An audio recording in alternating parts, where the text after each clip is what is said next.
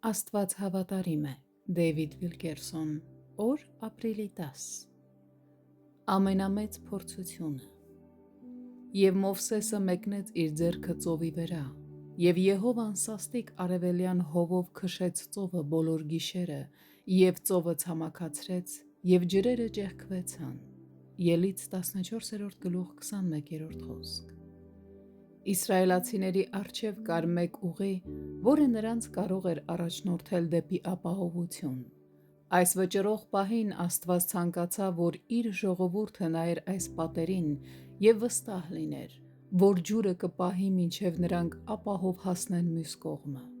Պարզ ասած, Աստված ցանկանում էր, որ իր ժողովուրդն ունենա հավատք, որը կհռչակի։ Նա, ով մեզ համար սկսեց այս հրաշքը,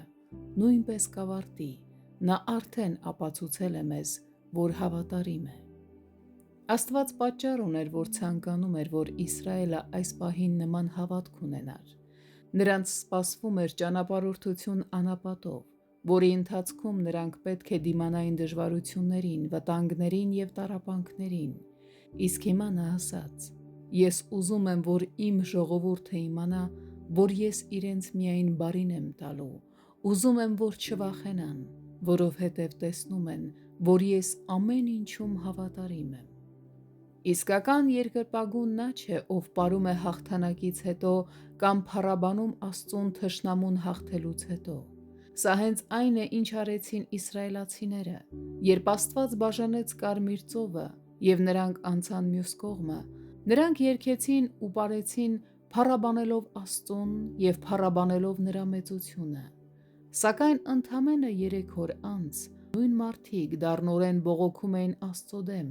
Սրանք ոչ թե երկրպագուներ էին, այլ պարզապես տրտնջացողներ։ Իսկական երկրպագուն նա է, ով սովորել է վստահել Աստծուն փոթորկի ժամանակ։ Նա չի վախենում ապագայից, քանի որ այլևս չի վախենում մահից։ Ես աղոթում եմ, որ բոլոր նրանք, ովքեր լսում են այս հաղորդագրությունները, կարողանան ասել փոթորկի մեջ. «Այո, տնտեսությունը կարող է փլուզվել։ Այո, ինձ դեռ կարող են սպասել մութ և փոթորկոտ գիշերներ, բայց Աստված ապացուցել է ինձ, որ Նա հավատարիմ է։ Ինչ էլ որ պատահի,